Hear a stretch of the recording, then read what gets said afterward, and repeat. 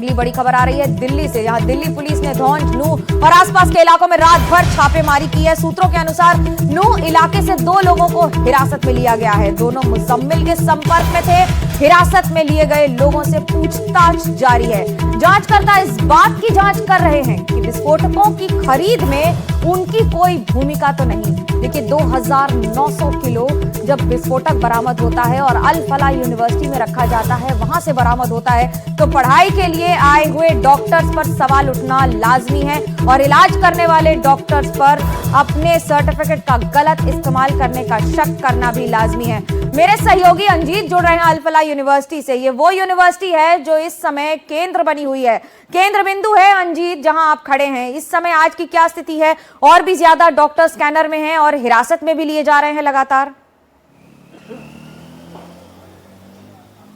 बिल्कुल मनोज्ञा, मैं आपको बताऊं कि इस वक्त मैं अल फलाह यूनिवर्सिटी के बाहर ही खड़ा हुआ हूं और यहां की जो तार हैं वो बहुत जबरदस्त है, लेकिन 2-3 बातें बहुत महत्वपूर्ण है। इसका कैंपस यार ज्यादा दिखेगा नहीं,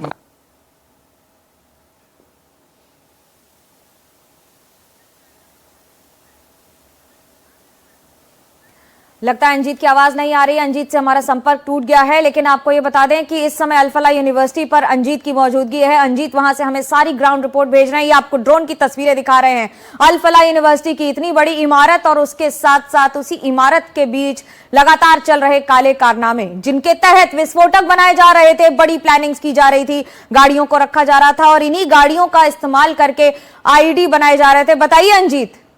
पता नहीं दिक्कत तो नहीं। अंजीत, आपको आवाज आ रही है? मैं आपको बताऊं कि अगर आपको आवाज आ रही है अंजीत,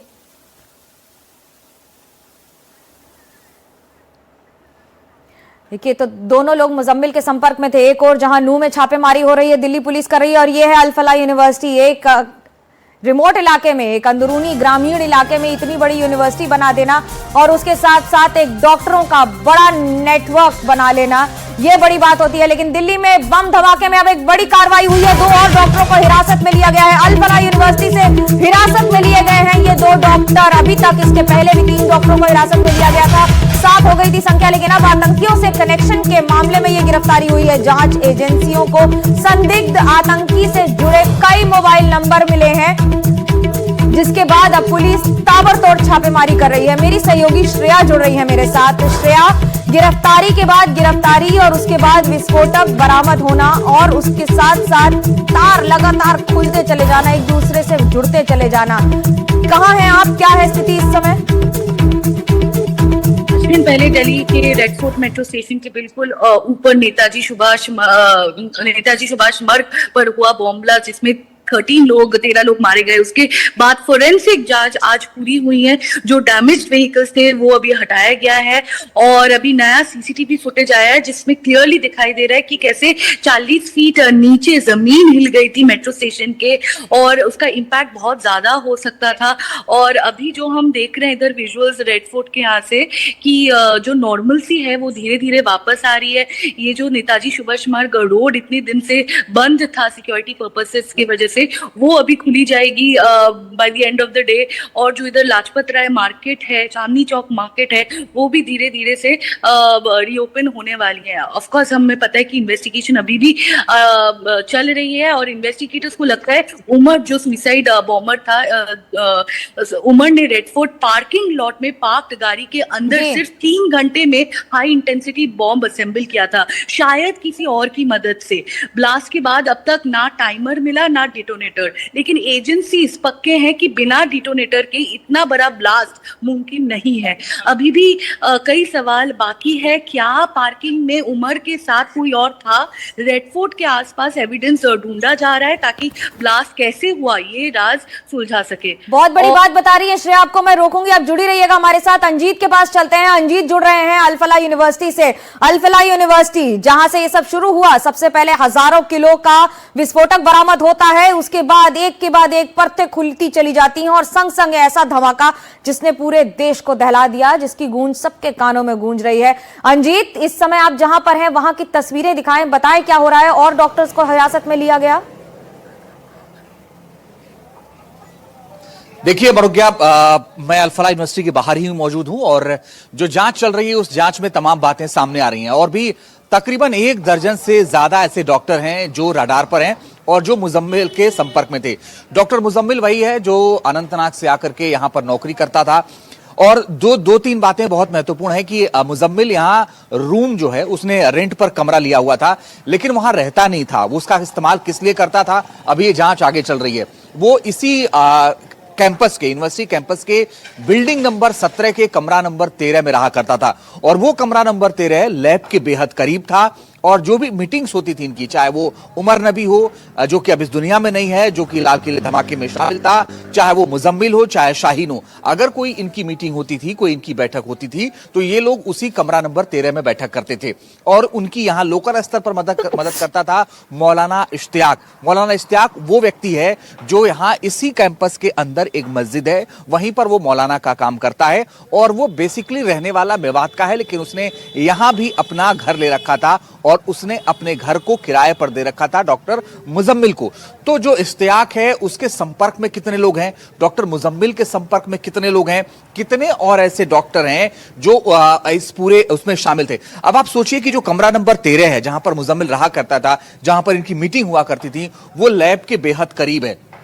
और अमोनियम नाइट्रेट जब इन्होंने जुटाना शुरू किया तो अमोनियम नाइट्रेट के कुछ नियम है खरीदने के। उसमें यह है कि आमतौर पर उसको खेती बाड़ी के लिए इस्तेमाल किया जाता है या खदानों में ब्लास्ट के लिए किया जाता है, लेकिन उसमें नियम एक ये है कि बहुत ज्यादा मात्रा में आप खरीद नहीं सकते, कुछ ही मात्रा में खरीद सकते हैं। दूसरा नियम यह है कि जिस गाड़ी से आप ले जा रहे हैं उसमें जीपीएस लगा होना चाहिए। तीसरा नियम यह है कि जो खरीदता है उसके पास आधार कार्ड होना जरूरी है, आधार कार्ड देख करके दिया जाएगा।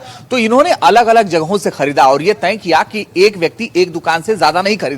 तो कौन कौन से लोग थे जिन्होंने अमोनियम नाइट्रेट को खरीदा है, क्या उसमें और भी डॉक्टर शामिल थे? लगता ऐसा ही है। उसके पीछे की वजह यह कि 2 ऐसे शख्स हैं जिन्होंने ब्रेन वॉश किया। एक मौलाना इश्तियाक जो इसी कैंपस में जो मस्जिद है वहां पर मौलाना का काम करता है, और दूसरा इरफान जो कि पुलवामा का था और वहां पर वो महज 24 साल की उम्र में मौलाना बन गया था, 3री क्लास तक पढ़ा हुआ था, उसने ब्रेन वॉश किया। तो कहा यह जा रहा है कि उसने ब्रेन वॉश किया और उस बाद ये स्थिति लगातार बदलती रही। तो देखिए जांच का दायरा तो ये बहुत बड़ा होने वाला है। बहुत बड़ा इसलिए कह रहा हूं क्योंकि जितने डॉक्टर हैं वो लगभग सब रडार पर हैं, और जिनसे मुजम्मिल की या उमर नबी की बातचीत होती थी उन सब से एक एक करके पूछताछ बनोगे आगे आने वाले वक्त में होने वाली है। जी अंजीत, आने वाले वक्त में आप भी हमें सारी अपडेट्स ऐसे ही देते रहिएगा, सबसे पहले देते रहिएगा। लेकिन पुलवामा में आतंकी उमर का घर ध्वस्त किया गया है। दिल्ली धमाके में उमर का कनेक्शन सामने आया है। पुलवामा का रहने वाला आतंकी है डॉक्टर उमर। डॉक्टर उमर वही है जो गाड़ी में बैठा था जिसने ब्लास्ट किया, और उसके साथ साथ दिल्ली धमाके से डॉक्टर उमर का एक और कनेक्शन सामने आया है। कनेक्शन वापस आपको पुलवामा लेकर जाता है। पुलवामा का रहने वाला था, जहां एक और पुलवामा ब्लास्ट की सबको याद है, तो वहीं दूसरी ओर उमर का कनेक्शन भी, जहां पर उसका घर है उसे ध्वस्त किया गया है, बुलडोज किया गया है घर।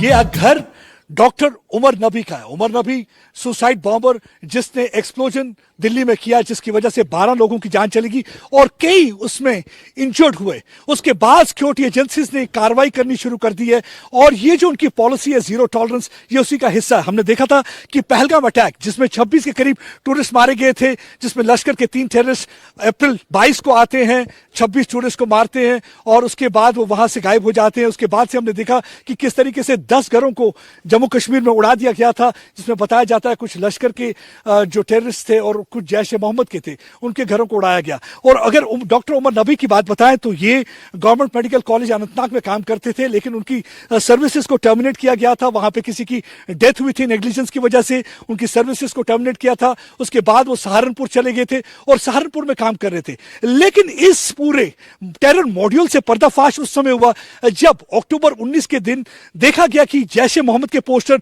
नौगाम के इलाके में लगाए गए। पहले तो कुछ लोगों को लगा कि शायद किसी की शरारत है, लेकिन पुलिस को लगा कि यह बात काफी सीरियस है, उन्हें इस पे तहकीकात करनी होगी। और जैसे ही वो सीसीटीवी फुटेज खंगाल रहे थे और उस दौरान उनको 3 ओवरग्राउंड वर्कर के बारे में पता चला, और ओवरग्राउंड वर्कर को जब पकड़ा गया तो वो जो थे इमाम तक पहुंचे जो नौगाम की मस्जिद में प्रीच करता था और इंडोक्ट्रिनेट ब्रेन वॉश करता था। और उस इमाम को पकड़ने के बाद उनको पता चला कि इनके साथ इनके मॉड्यूल में जो टेरर मॉड्यूल है जो मौलाना चला रहे हैं जैश ए मोहम्मद का, उसमें कई डॉक्टर और पैरामेडिक भी इन्वॉल्व हैं। 7 के करीब अभी पकड़े जा चुके हैं, जिसमें डॉक्टर शाहीन है। लेकिन उमर वो शख्स था जो सुसाइड बॉम्बर था। और हमने देखा कि ये कार्रवाई जो है ये दर्शाता है जो सरकार की जीरो टॉलरेंस पॉलिसी है, यानी कि कोई भी शख्स किसी भी किस्म की आतंकवादी गतिविधियों में अगर मुलविस होगा तो उसे बख्शा नहीं जाएगा। किसी को बख्शा नहीं जाएगा। लेकिन फरीदाबाद जिला प्रशासन ने दिया है अल फलाह यूनिवर्सिटी की जमीनों के जांच के आदेश। और भौज गांव में बनी है करीब 78 एकड़ में अल फलाह यूनिवर्सिटी बनी है। फरीदाबाद जिला प्रशासन ने पटवारी के अब उनके पटवारियों को ड्यूटी लगा दी है कि अब जमीन की पैमाइश की जाए, यानी कि उसका नाप के बताया जाए कि आखिरकार 78 एकड़ में यूनिवर्सिटी की जमीन पर कितनी इमारत बनी है, कितनी खाली पड़ी है। यूनिवर्सिटी की जमीनों को किनसे खरीदा गया है और कितनी जमीनों को खरीदा गया है। इन जमीनों को खरीदने पर किस किस को कितने पैसे दिए हैं, इन सभी पहलुओं की जांच हो रही है। देखिए मेरी सहयोगी तेजश्री की ये रिपोर्ट। सबसे नजदीक उस अस्पताल के मौजूद है जहां पर इस पूरे टेरर प्लॉट का अंजाम दिया गया था, यानी कि अल फलाह हॉस्पिटल में हम मौजूद हैं और एनडीटीवी की टीम आपको तस्वीरें दिखाएगी अल फलाह हॉस्पिटल के भीतर की कि क्या कुछ यहां पर होता था। एक एक करके हम आपको बताएंगे। कमरा नंबर 13 जहां पर डॉक्टर मुजम्मिल रहता था, वो सबसे महत्वपूर्ण कमरा है। जांच एजेंसियां यहां पर जांच कर रही हैं, ऊपर से लेकर नीचे तक हम आपको पूरी तस्वीर दिखाएंगे कि किस तरह से यहाँ पर काम होता था। आप देखिए कि ये पूरा अस्पताल है जहाँ पर कमरा नंबर 13 सबसे अहम रोल प्ले करता है। इसके अलावा आपको बता दें कि डॉक्टर मुजम्मिल के अलावा डॉक्टर शाहीन, डॉक्टर उमर भी यहीं पर ही आते थे। फिलहाल ये भी बात सामने आ रही है कि लेबोरेटरीज से कई सारी चीजें, कई सारे जो केमिकल्स थे वो लेबोरेटरीज से भी लिए गए थे, वो भी काफी महत्वपूर्ण है। इसके अलावा जिस तरह के एक्सप्लोजिव मिले हैं वो काफी सवाल खड़े करता है और इसीलिए हम यहाँ पर केवल ये बताने आए कि किस तरह से यहाँ पर जांच एजेंसियां लगातार लगी हुई है। शाहीन की जो गाड़ी है वो फिलहाल यहाँ पर इस वक्त मौजूद है। तो तमाम चीजों को देखते हुए कि किस तरह से डॉक्टर मुजम्मिल का जो घर था वो यहाँ से कुछ मीटर्स की दूरी पर है, महज 200 या 400 मीटर्स की दूरी पर, जहाँ पर 2900 किलो का लगभग एक्सप्लोजिव पाया गया, विस्फोटक सामग्री पाई गई। और ये भी बताया जा रहा है, ये देखिए आप देख सकते हैं कि किस तरह से यहाँ पर जो इमरजेंसी वार्ड है वो इसी जगह पर है और पेशेंट्स भी यहीं से आना जाना कर रहे हैं। तो ये जो पूरा इलाका जो आप देख रहे हैं ये पूरा इमरजेंसी वार्ड है, ये यहाँ से ये लेकर यहाँ तक, और यही डॉक्टर मुजम्मिल जो है वो बैठता था और तमाम जितने भी डॉक्टर्स हैं जिन्होंने इस पूरे घटनाक्रम को अंजाम दिया वो यहीं पर बैठते थे। कमरा नंबर 13 यहाँ पर सबसे ज्यादा महत्वपूर्ण है कि कैसे कमरे नंबर 13 के भीतर यहाँ पर तमाम जो प्लॉट हम कह सकते हैं यहाँ पर जो घटनाक्रम है कैसे अंजाम दिया जाना है वो यहीं पर बैठकर तय किया गया था। तो ये थी हमारी ग्राउंड रिपोर्ट बताते हुए कि कैसे ये अस्पताल दिखता है, क्या कुछ यहाँ पर हो रहा था और कैसे यहाँ के जो फाउंडर हैं उनको इसकी भनक तक नहीं थी। एनडीटीवी के लिए फरीदाबाद से तेजश्री पुरंदरे।